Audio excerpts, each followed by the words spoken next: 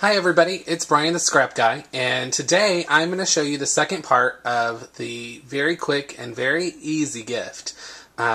Today we're going to make a box. So here's the top.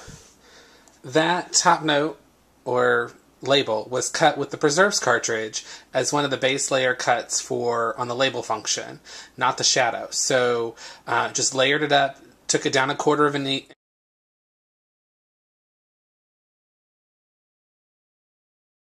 I used a stamp from Michaels and a couple of metal-looking brads from, not even brads, they're stickers, from Joann's, kind of all over, and some great ribbon that I got at Joann's as well.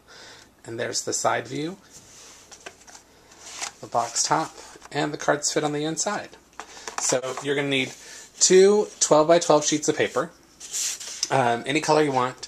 It can be printed, it can be solid, it could be whatever, textured. I do recommend that you use a heavier weight cardstock, because I used a lighter weight cardstock for the lid on this particular box, and I think the heavier weight would have held up a little bit better. So I'm going to use 2 shades of purple. So I'm going to take the dark sheet first, bring out my handy dandy rotary cutter. Love this thing. It's by Carl, and it's the best one I've ever used. The base, so here was the gray. We're going to cut in the dark purple, and it's going to be 7 3/4 inches by 9 inches. So I'm going to do a 9-inch cut,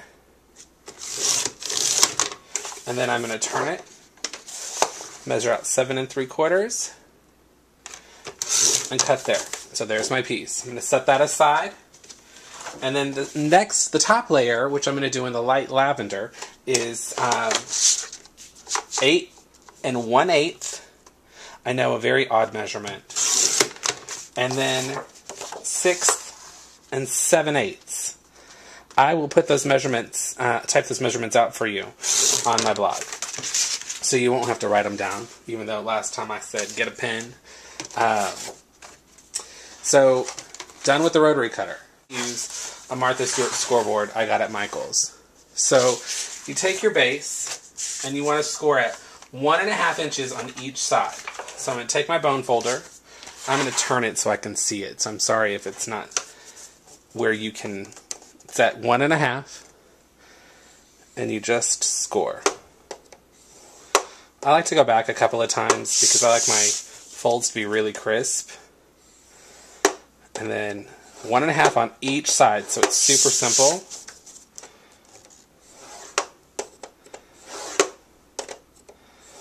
I'm a little OCD, gotta do things in 3s, I guess. Okay, and then we're gonna go ahead and score our top as well. So you take your top piece, and you're gonna score your top piece at, let's see, what did I score it at? 1 inch.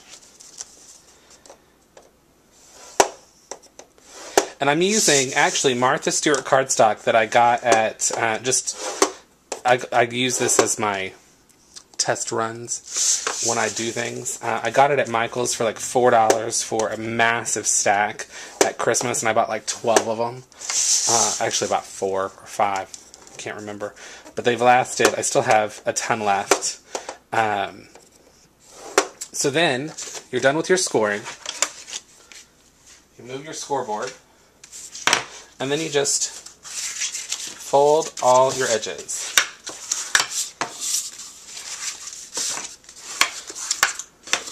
And if you're going to use solid, you can always stamp the top with an all-over pattern, or use one of those rollers from Stamp It Up, or a background stamp. So there's your top.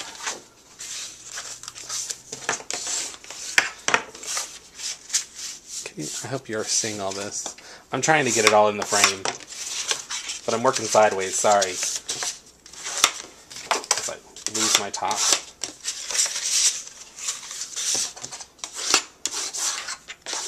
So your folding is done.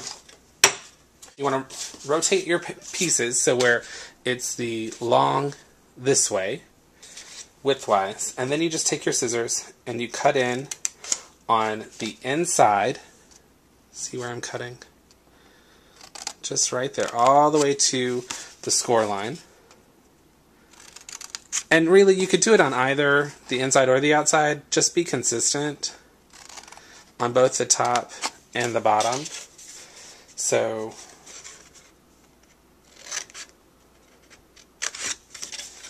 very simple. You want to rotate your pieces so where it's the long this way, widthwise, and then you just take your scissors and you cut in on the inside. See where I'm cutting? Just right there, all the way to the score line. And really, you could do it on either the inside or the outside. Just be consistent on both the top and the bottom.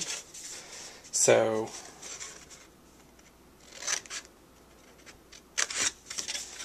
very simple.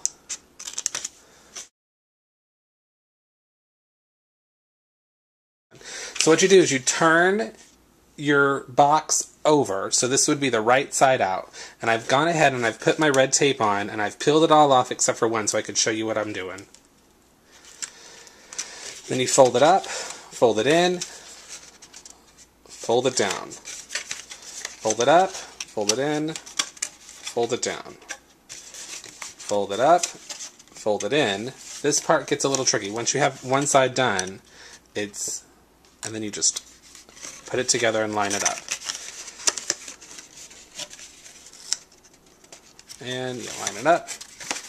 There's your base. And I've already done the same thing to the top, so you just fold it up, fold it in, line it up, press. And I always do one side at a time so that it's a little bit easier to manage.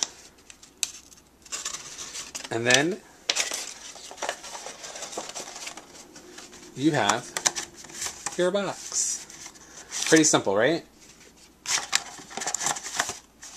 And I'm going to show you my box again. I put the ribbon on, and I just attached the ribbon with a little tape. Actually, I put my ATG gun at the end, stuck it down, and made it flat. Then I layered up with Pop Dots, the top notes, just to give it a little more dimension. So there you go. Hope you enjoy. Take care. Don't forget to leave those comments so you can win the